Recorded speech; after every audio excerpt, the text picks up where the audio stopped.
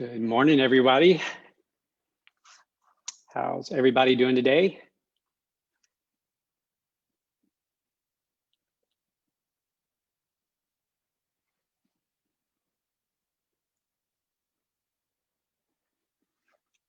For all of us here in Central Louisiana, we woke up this morning to the first, I guess maybe the first morning that felt like fall. I don't know about you, but it was chilly out this morning, which is nice. Good relief from the normal heat that we get. Let me just see here. We'll make sure we're coming in loud and clear. Let's see. Got a couple people joining us here live. If you're able to hear us, just leave a comment. If you're able to hear me, leave a comment below. Let me know. That's coming in loud and clear for you. Today, we're going to be talking through the 7 frameworks to 7 figures. So that's going to be the topic. You'll see me glancing down from time to time, looking down at my phone. That's how I look for comments, monitor people's feedback, etc. Let's see. Brandy, thanks so much for joining us. Lydia, thank you so much. So what I want to talk through today and spend some time discussing with you is the importance of having frameworks in your business, in your organization, and what exactly are frameworks. That's something we're going to talk about. And then we're going to talk through what frameworks do you need to have in place? What frameworks in your business, in your organization, will make a difference for you. We don't often think of frameworks when we think of business growth. We typically think of strategies, we think of tactics, we think of, all these action items. But underneath all of those things, or the foundation of all those things, would be frameworks. Those are kind of like the train tracks, so to speak. Hey, Tori, good morning. Thanks for joining us. Those would be the frameworks that we run on.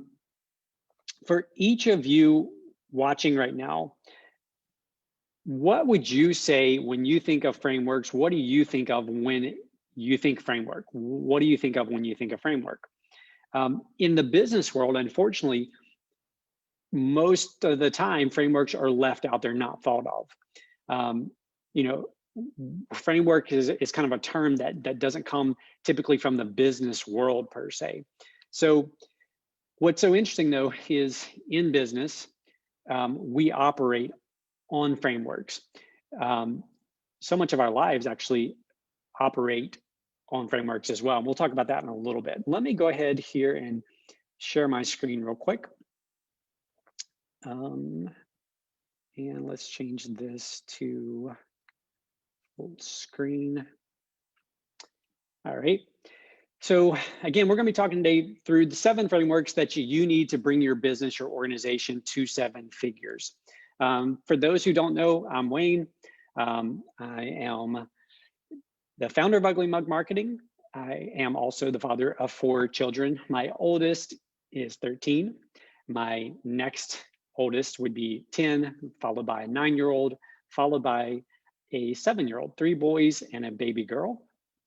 For those of you who have multiple siblings and boys and girls mixed, you can probably guess that our little girl, Harper, is in charge.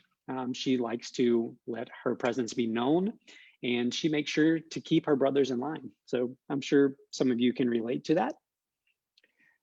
I love learning. I love learning new things. I love ideas. I love trying to take those ideas and bring them back. I love to take ideas that may not relate to business. They may not relate to, directly to our business. And I love trying to take those ideas and figure out how can we incorporate those ideas? How can we bring those ideas back into, yeah, Lydia, relatable for you for sure. Side note, so Lydia is the 4th in their family, the 3 older brothers, and then Lydia. And I remember running into Lydia's dad and mom in Target with my wife, Heather, when she was expecting Harper. And he told us, I remember him predicting that we would have a little girl as our fourth. And to be honest with you, we didn't want a little girl. Nothing against little girls, but we were just so comfortable with having 3 boys that it had been far easier had we had our fourth as a boy. So anyway, I love learning. I hate running. I run every day though. But to be honest with you, I don't necessarily enjoy it. It's painful. This morning it was cold. My fingers froze the entire time, and I made sure to complain about it quite a bit when I got back home that my fingers were frozen. But I do it every single day, 6 days a week. So as much as I hate it, I still do it. And for those familiar with the Enneagram, I am an Enneagram 3, closely followed by an Enneagram 1. So if you know what that means, great. If not, look up Enneagram. It's fairly fascinating stuff. So today we're going to cover why 7 figures. So why you should have a goal as a business owner of reaching 7 figures in your business. Next, we're going to talk through what exactly is a framework. How is it different than a strategy? How is it different than a tactic? What are the frameworks that you need? We'll go through the 7 frameworks that I believe that you need to make sure you have in place in your business, in your organization. And here's the interesting thing. You have frameworks in place, even if you're not aware that the frameworks are in place. So what I'm going to try to convince you of today is not that you need to add additional frameworks, but that you need to get clarity. You need to kind of redefine the frameworks that are already in place in your business, in your organization. And then if time permits, which I hope it will, I will answer some questions.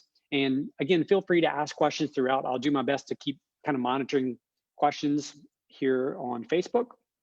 So if you have questions, feel free to drop them in. Let's go ahead and get going. So first thing is, why 7 figures? What I would say about that is this. It's not about the 7 figures. It's about you, and specifically the type of leader, the type of person that you will have to become in the process of reaching those 7 figures. Semi-famous motivational speaker by the name of Jim Rohn. He used to have a saying that was, everyone should set a goal to become a millionaire, not for the $1 million, but for the type of person that they will have to become in the process of becoming worth $1 million. And the same is true in business. I had lunch with a gentleman, this is probably 8 years ago now, in very early days of Ugly Mug Marketing. Our company was struggling. I was struggling. I had all these goals. I had all these ambitions. I had all these things that I wanted to achieve, wanted to accomplish. And he said, the only goal that you need initially is you need to reach $1 million in revenue. He said, once you reach $1 million in revenue, it opens up the possibilities for you. And that's the thing. It opens up, it gives you options. When you have $1 million in revenue, assuming that you're profitable, and we don't really have time to dive into that today, but you should be running your business in a manner, in a way that ensures that you're profitable. So assuming you're profitable, it gives you options. It gives you the ability to pursue opportunities. It gives you the ability to give back. It opens up so many options for you, for your organization when you reach 7 figures. So why you should pursue this is because of who you will be forced to become in the process. So what exactly is a framework? And I mentioned this kind of at the very beginning. A framework is simply this. A framework is a basic underlying system. So it's a structure that underlines a system. Now, when we think about that, we often think of strategies, we think of goals, we think of vision, we think of mission, right? But what is under that? What are the rails? If you think of a train track, what are the rails that are guiding you along this path? And a framework are the rails that you're operating on. Now, whether you know it or not, in your business, in your organization, and even in your personal life, there are frameworks already in place. They already exist. You're already operating on them. What I'm going to do today, hopefully, is kind of showcase or highlight some of those frameworks and point out, here are some frameworks that already exist. But here's a different way to look at these frameworks. Here's a way to reposition these frameworks so that these frameworks pull you in the natural direction of reaching 7 figures, and that you don't drive yourself crazy in that process. I'm sure some of you can relate to that, right?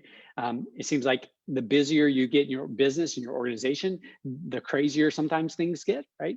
They get very crazy. So when you have the right frameworks in place, it doesn't remove all the challenges. It doesn't remove all the burdens that you're going to face. But what it does do is it ensures that the path that you're on is designed to scale. And we're going to talk about that. So let's get going. Framework number 1 is what I call the mirror framework. And let me warn you up front that the mirror framework is the harshest of all the frameworks we're going to talk about. And the reason that it's so harsh is this. This quote from Michael Gerber is one of my favorites.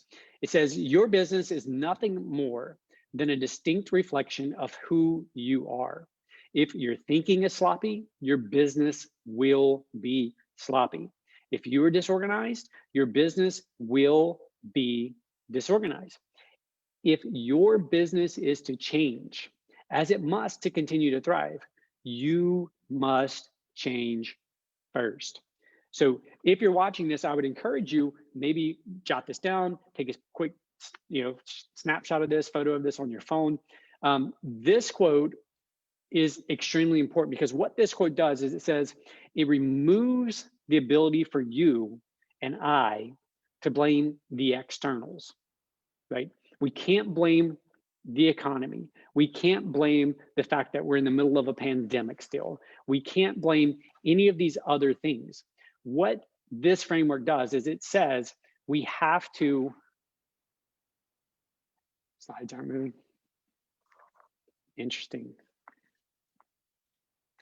All right, so 1 second here. Jessica brought me a note saying the slides weren't moving. So let me attempt to fix this for you.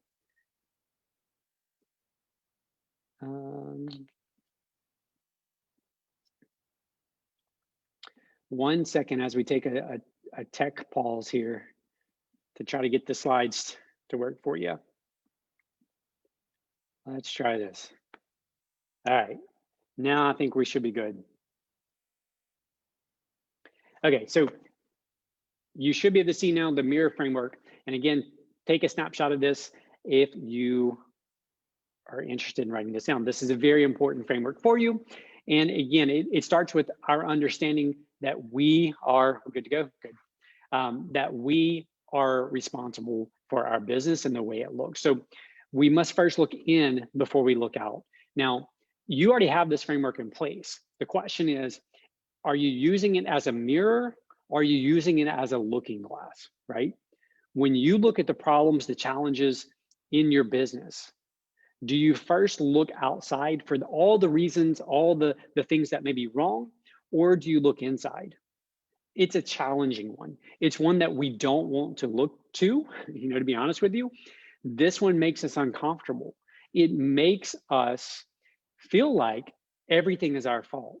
And in so many ways in our business and our organization, that is true, because as entrepreneurs, as business owners, we have this vision of where we are going. We have this vision from way back in the beginning of this business that we wanted to create, of this organization that we wanted to build. And so we are casting this vision forward. The problem is when we begin looking out at all the externals, we begin placing blame on those things. And the reality is it's our responsibility as entrepreneurs to lead through the uncertainty. And that leadership always, always, always begins with the person in the mirror. So framework number 1 for you is the mirror framework. And it's the most important. If you leave right now, if you stop watching, completely fine. Work on this one. This one will completely transform you. It will completely transform your business in the process. All right. And again, here's just some quick things. Don't settle for the easy questions. Seek the truth in all areas. It should feel uncomfortable. When you look in the mirror, as it relates to your organization, if you're not uncomfortable, chances are you're not being honest with yourself. You have to be intentional about your development. Framework number 2.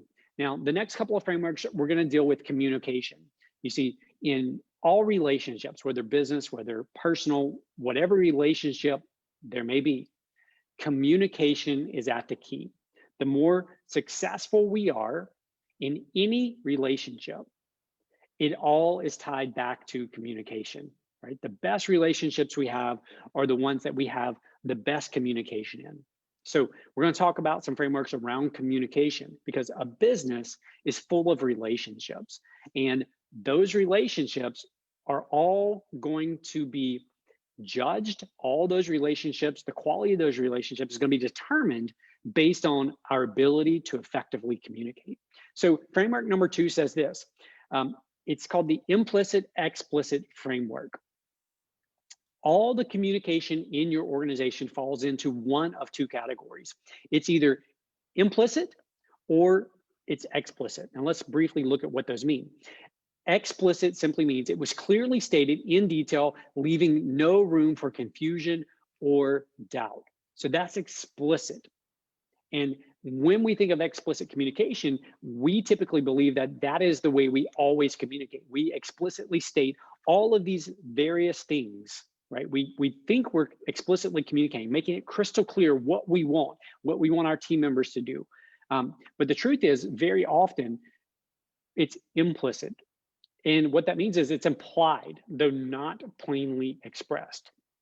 So when you run into communication challenges, one of the very first things you need to do when you go to the mirror, right? Framework number 1 is you need to say, was this explicitly communicated, or was it something that was implied, right? That I assumed people would understand. Clear communication is not about what is said, but it is about what is understood. So if that is true, which I firmly believe it is, if that is true, who is the person that is able to determine the effectiveness of our communication? It's not us, right? It's the other person. It's the person or persons that we're communicating to and directed towards, right? They are the ones who will let us know. They are the ones through their actions, through their words, or maybe it's through their inactions, will let us know if they clearly understood what was communicated. So when we think of communication, we have to think about what is being understood, not what we're saying, but what is actually being understood. Hey, Angela, thanks so much for joining us. Glad you joined us today. How was it communicated? When there's a communication challenge in your organization, in your business, you have to go back again and reflect. Was it explicit? Was it implicit? And then what was actually understood? If there's a communication challenge, it's more than likely because what we believe to be communicating was not what was understood by the person on the other side. So you have to ask yourself, what are you frustrated over? When you get frustrated, right, with a team member, when you get frustrated with the way a vendor delivered something or didn't deliver something, you have to go back and say, am I being frustrated over a communication issue? And the chances are, I would be willing to bet that 90+% of the challenges you face in business are going to be communication based. They're going to be communication based challenges. Communication is vital to building an organization that thrives, building an organization that is able to be scaled. Hey, Alan, thank you so much for joining us. And Miss Bonnie, glad that you're here. Good morning to you as well. In most situations, in most instances, lack of clear communication is likely going to be the culprit behind the issues that you face.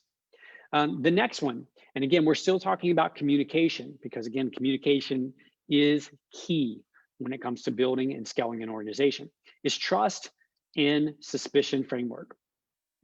So every time you give your word, whether explicit or implicit, you are either building trust or you're building suspicion. You're either building trust or you're building suspicion. So trust is the foundation of all good cultures. So whether that's your business culture, whether that's the culture inside your family, trust is the foundation of that. And every single time you as a leader give your word, you are either building trust or you're building suspicion. See, here's what's interesting. We judge others based on their actions, okay? We judge other people based on their actions, but we judge ourselves based on our intentions. So when you give your word, how often do you actually keep your word? So it's in that gap between when you give your word and when you either keep your word or you don't, that you're building that trust or suspicion. And I actually was listening to a podcast this morning by John Maxwell. For those of you not familiar with John Maxwell, he's a leadership guy. He writes a lot of books, does a lot of talking about leadership. Highly recommend his work. And he was talking about the importance of leading yourself was kind of the theme of what he was talking about. But he said, I'm looking down at my notes here, he said that in the first 6 months when you enter a new organization, people will judge you based on your communication. So in other words, they're going to take you at face value. Whatever you say, they're going to take it face value because they don't have anything else to base that on. So if you tell people in the first 6 months that you're going to do X, Y, and Z, they're going to take your word for that, right? They're going to believe that you're going to do those things. But after about 6 months, they are going to judge you based on your character. And so in that gap, in that 6 month period, the question is, what are those people building? What are you building? Are you building trust or suspicion?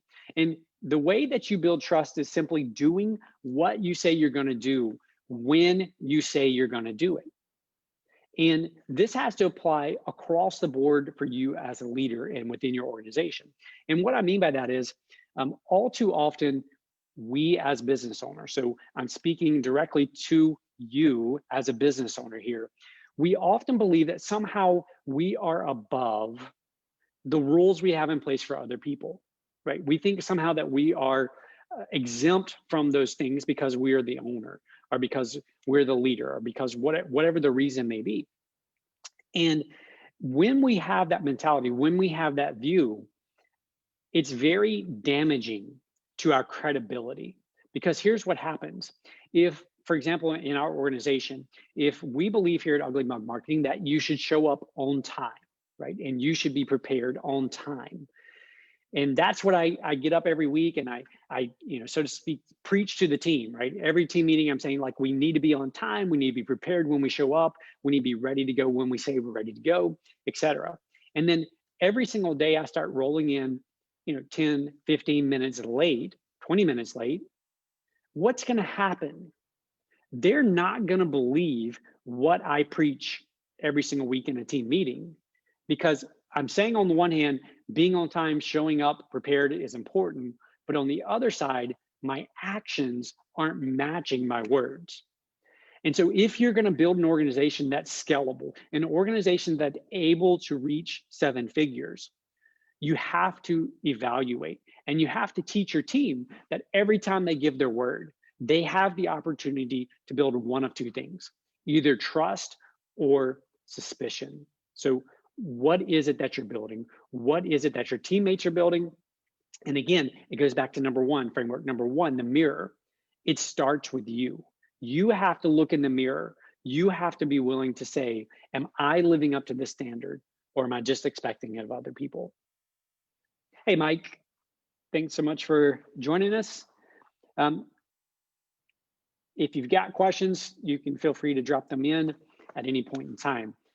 The next one we're going to talk about, framework number 4. Again, so we're rolling through the 7 frameworks that you need to make sure you have in place so that as you scale your organization from wherever you are today to 7 figures, that you stay on the path, that things get easier as you move along, not more difficult. So framework number 4 is results, not reasons.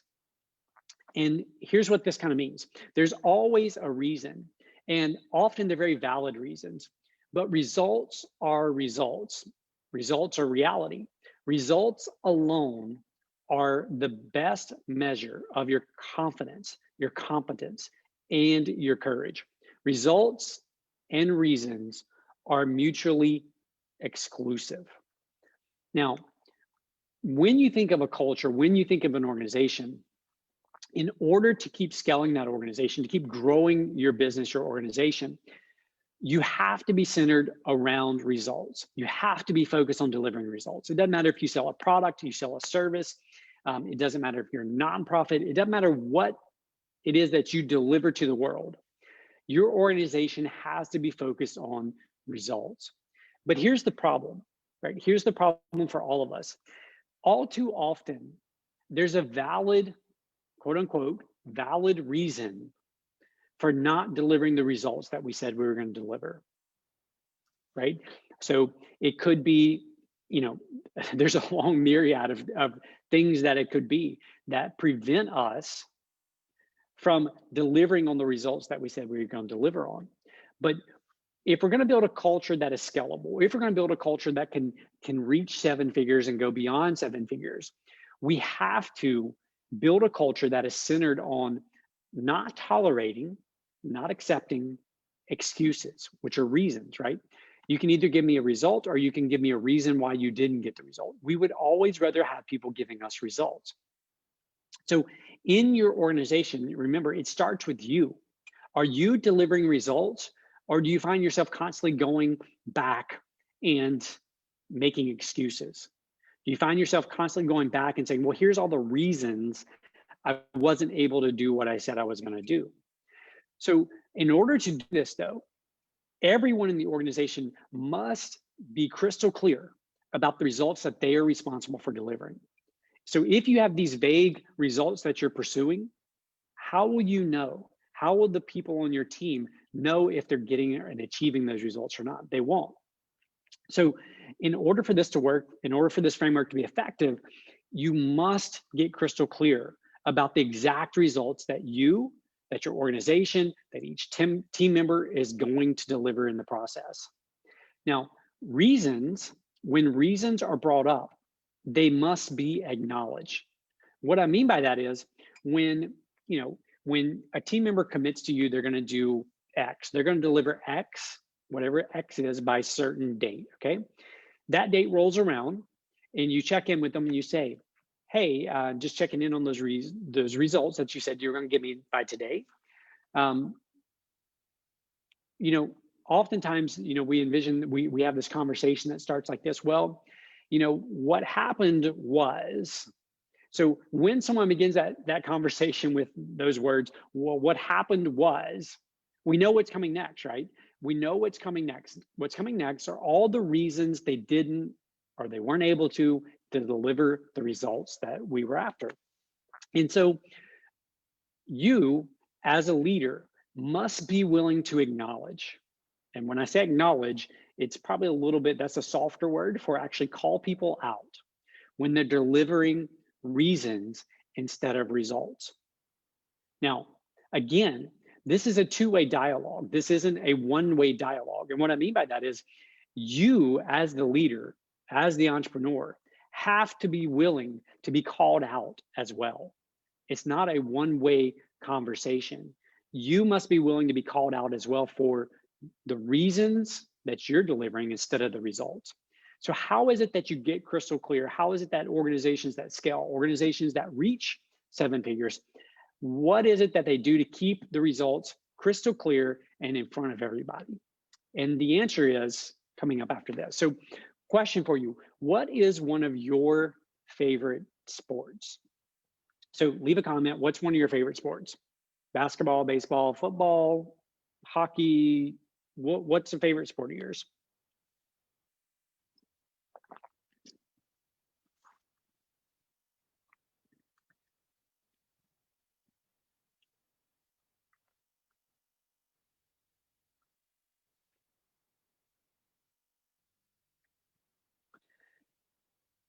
I'm waiting.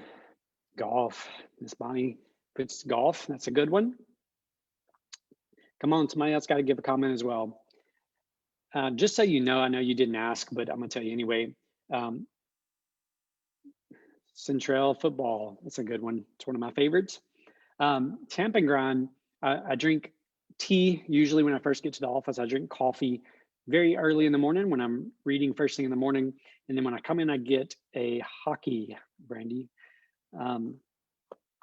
Yeah, I remember, I don't know, Brandy, if you remember back when we had a hockey team here. Do you remember that? When we had, what were they called? The Warthogs, maybe? I can't remember now. Um, but I drink tea, and I usually drink a scoop of cinnamon tea with a scoop of Earl Grey tea. And Tamp and Grind has been out of Earl Grey for some time now. So I'm substituting for, I think this is Irish breakfast tea or something in cinnamon.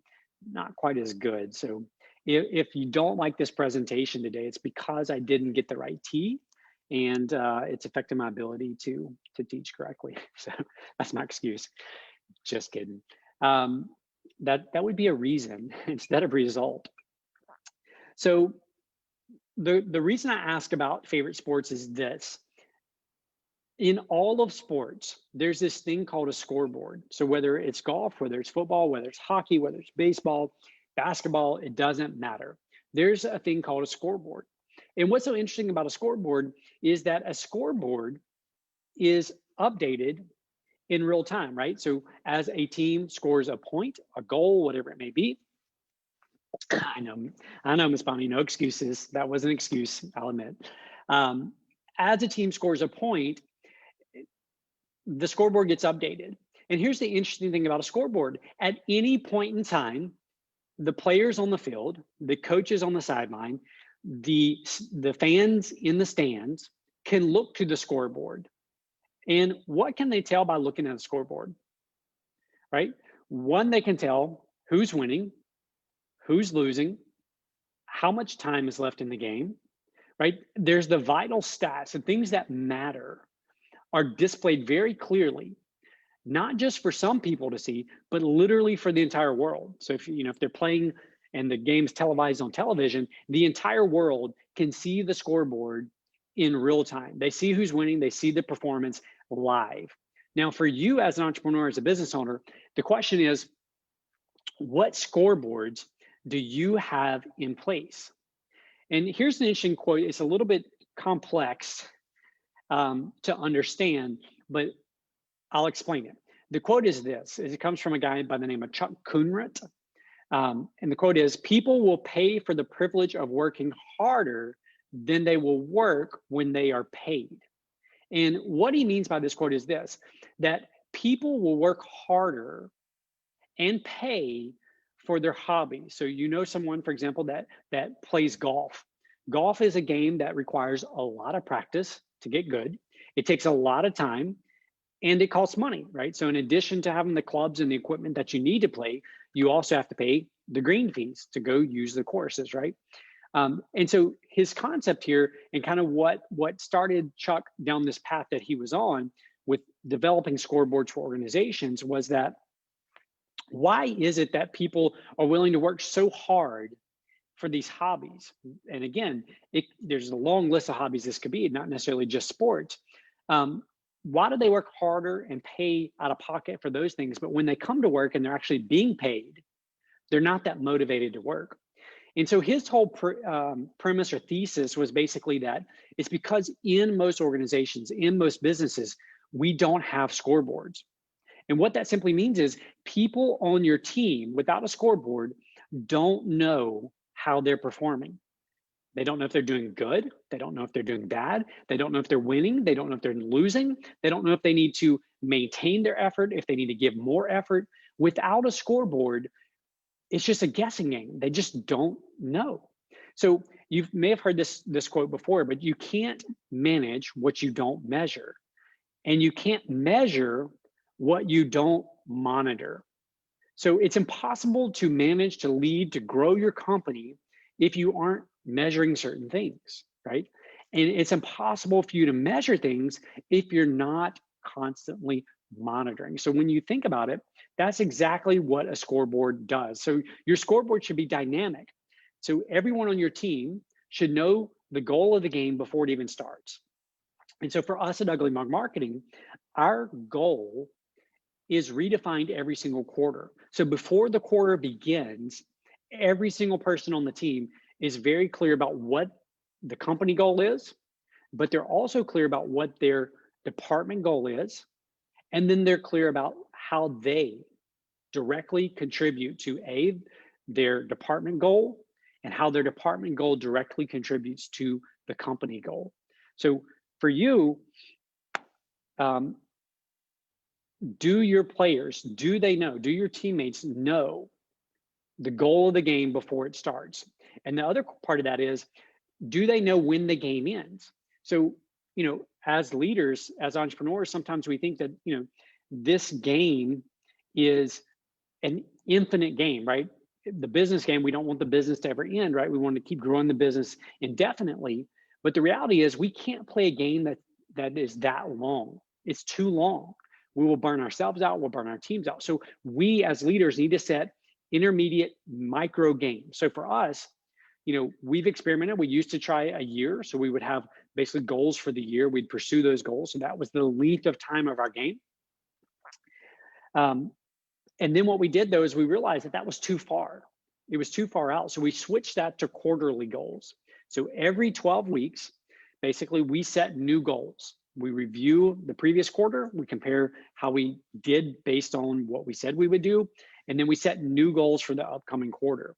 And so for you, you have to make sure that your teammates, your players on your team, are able to quickly determine the score during the game. So for us, every single week when we sit in our team meeting, a big bulk, the majority of our time is spent actually looking at scoreboards.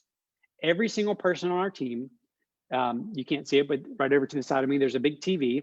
We display up on this big TV each person's individual scoreboard.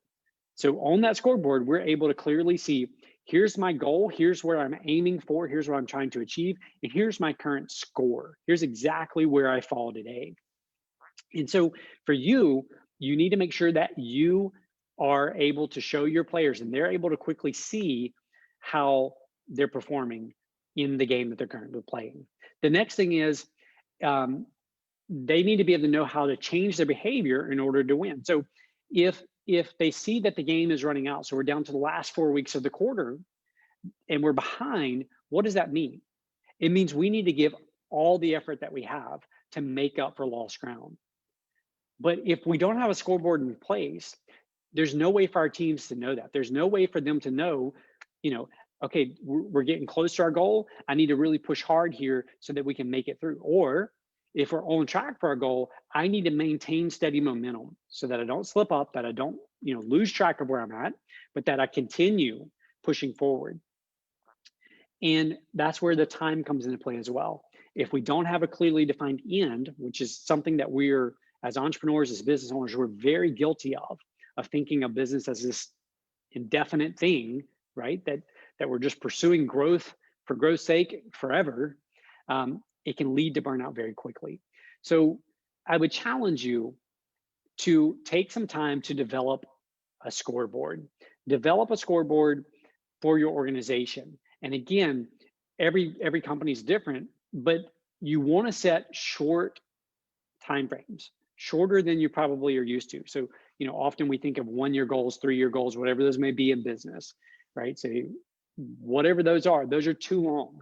You need to break it down. For you, it may be your scoreboard period is only 1 month at a time. That's okay. There's no right or wrong in this. It's whatever's going to give you and your team the ability to stay focused during that period and adjust their behavior based on how they're performing against the end time. Hey, Richard, thanks so much. And Bobby, thank you. Thanks for joining us. Let me ask you this. What is the difference when you think of scoreboards? What's the difference between ice skating and ice hockey? Between ice skating and ice hockey. As it relates to scoreboards, what's the difference?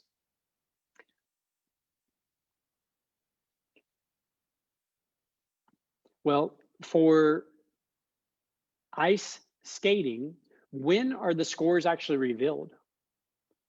Right? For ice skating, the scores aren't revealed until it's over.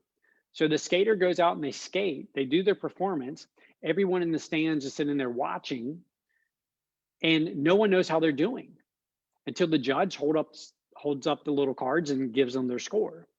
And so for the audience, we have no way of knowing if they're behind, if they're ahead, if they're doing good, if they're doing bad. I mean, we can obviously see if they trip and fall down on the ice, but we don't know how they're actually doing.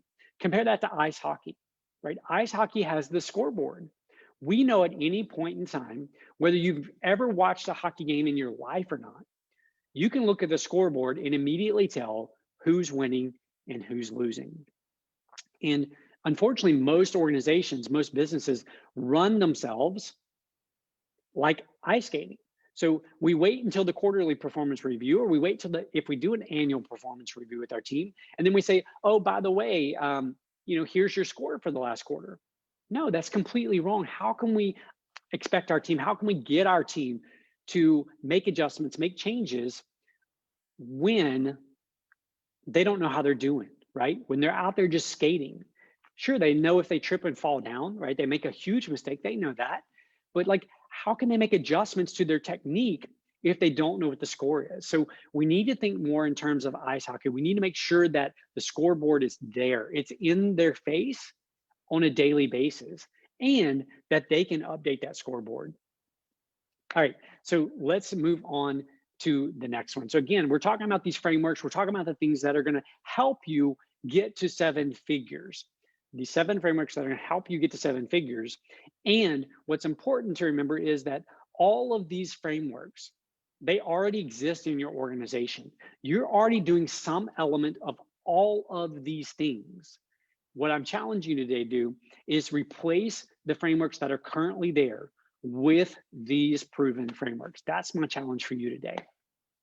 So assets versus actions. So assets are anything that can be leveraged for growth, anything that can be leveraged for growth.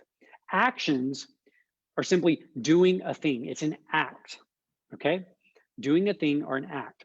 So some questions that you need to think through. Are we building assets, or are we just taking action? Are we building assets, or are we just taking action? Are our actions actually building assets? That's the one that you want to write down. You want to write that down. Are your actions, are the actions of your teammates, your team members, are they actually building assets? Or are they just being busy? Right? There's a difference between being busy and being productive. There's a difference between just taking action, doing a lot of things, and actually building assets. So when you think through all the things that you do, make a list of all the actions that you're taking. Have your team members make a list of all the actions that they're taking. Go through and ask yourself, right out beside each one, how is this building an asset? Eliminate the things that aren't building assets. Now, the other thing that you want to look at is the actions that you're taking. Once you get intentional about the assets that you're attempting to build, you can then make sure that those actions, the actions you're already taking, are in alignment and helping you actually build those assets. So when, for example, let's talk about the platform that we're on right now. So we're on Facebook. Most of you are watching this on Facebook. And how many of you, for whatever reason in your organization, you make Facebook posts, right? You go to your Facebook page and you make Facebook posts. The intention behind that is what? Why do you do that? Unless you just love making Facebook posts, there's probably, like, in the back of your brain, there's at least this intention that making these Facebook posts are going to lead to more business, right? More revenue for you. So the question, though, becomes, when we shift that from an action, in other words, when we shift our mentality from, okay, I've got to make 3 Facebook posts this week, or I'm going to make 3 Instagram posts this week, and we instead shift that mentality to, you know what, I want to build an audience on Facebook. I want to build a responsive audience so that when I have something to offer, something of benefit, of value to that audience, that they may be willing to part with their money, their hard-earned money for, that I can promote it to that audience that I built, that asset that I built. So with that in mind, right, with the idea that you're building an audience, a responsive audience who may be interested in the products, the services that you provide, you're now able to sculpt your actions around that. You see the difference? All too often we run to Facebook or we run to Instagram because we see everyone else doing it. We run to these places and we think, everyone else is making posts. My competitor's making posts. I need to make posts. I need to get something out there. And the problem with that is we don't understand the asset that we're actually building, and we aren't intentional in building that asset. So are you building assets, or are you just taking actions?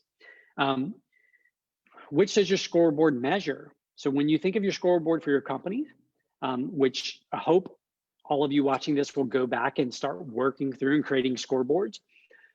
What are you measuring on your scoreboard? Are you measuring actions, or are your scoreboards measuring the assets that you're building? Which of those two things is it doing? And then how are you measuring performance? So when you sit down and you do performance reviews with your team, which I would encourage you to do if you don't, we do those every quarter. And when you do that, when you sit down with them, what are you actually measuring their performance against? Are you measuring against all the actions that they did? Or are you measuring their performance against the assets that they're helping create, or the assets that they're building? So when you think of actions versus assets, I want you to always question your actions and ask the question, how will this action help build an asset for my business? All right, so we're gonna wrap up with this very last one. And this is one that will transform the way you lead, it will transform the way you live your life, and it will alter not only your business, but your personal life as well. And that is the power of consistency. Now, before we dive into this, I've got to say that this one is probably the most anti-entrepreneurial framework of all of them. And I'll explain what that means in just one second here. So when I say it's anti-entrepreneurial, here's what I mean by that. I mean that as entrepreneurs, we by default often, I'm speaking for myself here, have very short attention spans, right? For me personally, I don't want to constantly have to do the same thing over and over and over again. I love the new ideas. I love when I'm able to pursue new ideas. I love when today doesn't look like yesterday, right? I don't know if any of you can relate to that, but as entrepreneurs, we tend to love hopping from thing to thing. We love the new adventure. We love taking the risk. We love jumping out there and not doing the same thing over and over again. But the reality is that consistency creates miracles. Consistency creates miracles. So when we think about this, I also want you to think through this. Personality isn't permanent. There's a great book by that same title called Personality Isn't Permanent by Benjamin Hardy. Highly recommend it. It's probably one of the top 10 books I've read this year. It's definitely one of the top 10 books I've read this year. And his whole premise is this, that just because we believe one thing to be true about ourselves doesn't mean that that is always going to be true. I shared this story yesterday on my personal Facebook page, and it doesn't really necessarily have anything to do with business, although it does. So I'm going to share it with you. And that's this. Yesterday marked the 4-year anniversary from when I first started running. So October the 28th, 2016 is when I first began running. That was the first day I decided I was going to go running intentionally. And I ran less than a half a mile that day. That was all I could do. Yesterday, 4 years later, I actually hit 1,000 miles run for this year. Now, here's what's interesting about that. It's not, wow, that's amazing, that's great. That's not the point. The point is this: 4 years ago, I was not a runner. 4 years ago, I could not ever see myself becoming a runner. 4 years ago, I still believe that people who ran were stupid. Like, what's the point? Like, you have nothing better to do with your life. Fast forward 4 years, and I'm now a runner. Yes, I said at the very beginning of this, I hate running, but despite the fact that I hate running, I run every morning because I'm a runner, right? It doesn't feel good. You know, sometimes my legs hurt, my knees hurt, my feet hurt, whatever it may be, but I run because I'm now a runner. And for me, it took me about 20 months. So 20 months roughly from the time I began running till I started actually identifying myself as a runner. And so what I'm sharing this with you for is this, that as entrepreneurs, as business leaders, sometimes we get in our own minds this belief that that's just not the way I am, right? I'm just not a person, for example, who likes details. Well, we need to be willing to let go of those things that we hold on to. We need to be willing to admit the fact that our personality isn't permanent and that it's not about who we are today as leaders, as entrepreneurs, but who we are becoming. So we as leaders need to demonstrate to our team the power of consistency. We need to constantly remind our team that consistency creates miracles. So for us, let me just give you some ways that we attempt to be consistent in what we do as it relates to the frameworks that we build. So every single Monday afternoon, we meet as an entire team from 1:45 to 3 o'clock every single Monday. Doesn't matter if I'm not here, someone else is leading the meeting. It doesn't matter if half the team is out, we're having the meeting. It doesn't matter. Every Monday we have a team meeting, and that's when scoreboards are presented. Every single Tuesday morning, we do one-on-ones. That's where I meet one-on-one with each department. That's where interdepartments meet one-on-one and review, what's going on. They meet with our salesperson, business development person, and they talk through one-on-one what is taking place. We do quarterly performance reviews every single quarter. So those are just a few of the ways that we are intentional in being consistent. And let me tell you, there's very often on Tuesday mornings, because I spend from 8 o'clock or 8:15 on Tuesday morning until about 11:15 every single Tuesday morning in one-on-ones. There's very often a lot of other urgent things that are calling or are wanting my attention. There are, so to speak, fires, quote unquote, that need to be put out or whatever it may be. But I made a commitment to be consistent in that. And over the last 3 years, as we've done that, it's completely transformed our company. So I would encourage you, I challenge you to be consistent in what you're doing. Because in your personal life, in your business life, in your relationships, consistency creates miracles. So those are the 7 frameworks. And the way that, again, I've said this a couple of times, but I want to stress this, it's so important that you already have frameworks in place in your business. Remember, these are the things that are underneath. These are kind of the train tracks, so to speak. They're already in place in your business. The question is, what frameworks are there, right? What are the frameworks that are there?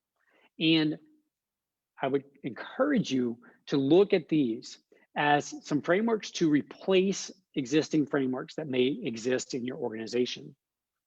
And I truly believe that if you do look at these and you begin implementing these into your business, into your organization, that it will help you scale to 7 figures. These frameworks will help you get there. And what they will also do is they will ensure that even when you reach 7 figures, that you're able to scale beyond those 7 figures without having to completely reinvent the wheel, so to speak. So that's my pitch, my plea to you, that you have the frameworks in place. Take the time, take the energy, take the effort to swap out your existing frameworks with these proven frameworks, these frameworks that we've adopted, we've borrowed from all different types of industries, all different types of organizations. And these frameworks have made a profound difference in our business over the last few years. So I'm just checking here, any questions? Thank you, Bobby. Yep. You know, we work very, very hard on these frameworks. You know, there's the old adage, work harder on your business than you do in your business. And, you know, both are required. You have to work in your business, you have to work on your business. But it is true that very often, you know, as Stephen Covey used to say, or said in 7 Habits of Highly Effective People, that the call of the urgent is always stronger than the call of the important. But yet it's the important that sets the trajectory for our lives, for our businesses, and for everything we do. So for you, for me, you know, we've got to make sure that we're not allowing the urgent to drown out the important. We have to take a stand. We have to be leaders, right? We have to work hard to ensure that that takes place. Any particular questions? Anybody have any questions on building frameworks, on any of the 7 frameworks that we've talked through today?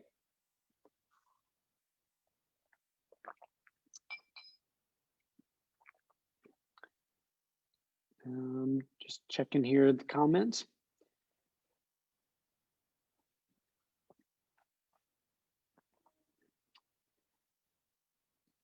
If I overlooked a comment, we have to, the way the technology works with Zoom to Facebook Live sometimes, so we have to use our phone to make that happen. And sometimes the way the comments show up, sometimes they're easy to overlook.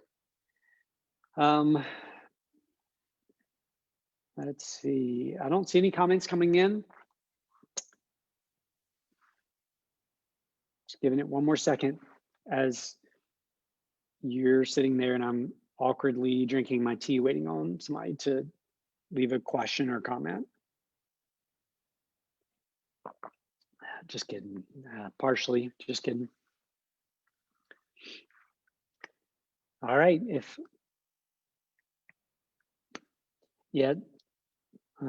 thank you, Centrell. Yeah, I highly recommend the book. Personality Isn't Permanent by Benjamin Hardy. He does a really, really great job of building out a case. In many ways, he builds out an argument against personality test. He doesn't discredit them all. He believes there's some validity to them. His argument against them is simply that oftentimes people take a personality profile and they take that thing, whatever those results are, and they believe that that is the absolute truth, right? So it's like, you know, if I take a personality profile and it says that I am a high-level introvert and I accept that as the fact and that's the way it's always going to be, then that sculpts and that shapes the rest of my life, right? I hold on to that so tightly that it shapes and sculpts the entire trajectory of my life. And although there are some truths to that, you know, my natural personality tendency is much more introverted. The reality is that there are things that have changed, you know, so just like my example of being a runner, you know, I would have never, had you asked me 4 years ago if I was ever going to be a runner, the answer was no. I had a very specific goal with running. It wasn't to become a runner. It wasn't to run a race. It was literally, I just wanted to run 5 miles and not die at the end of it. That was a goal I'd set. I wanted to do that. And then I was going to move on to something else.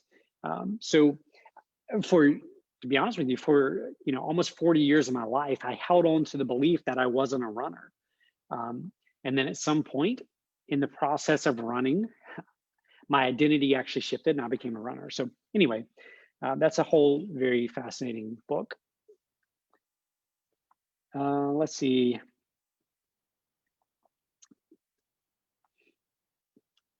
Thank you, Miss Bonnie. Scrolling through the comments here. Yep, I can relate, Central, because my natural tendency is to be introverted as well. But I think you're right. Learning to not allow that to dictate your success and inhibit your success, and learning when to let go of that is what's important. All right, guys. Well, I appreciate each of you for taking the time out of your day. I know there's lots of other things that you could be working on, should be working on. So thank you for taking time with us. If you enjoyed this comment or this content, feel free to share it. It'll be here on our page. You're welcome to download it. You're welcome to come back and review it as you see fit. If you have any questions, want to reach out and connect with us, here's the way you can reach out to me, the way you can reach out to our team. And again, thank you all so much for being here. I appreciate it. Hope you have a great rest of your day.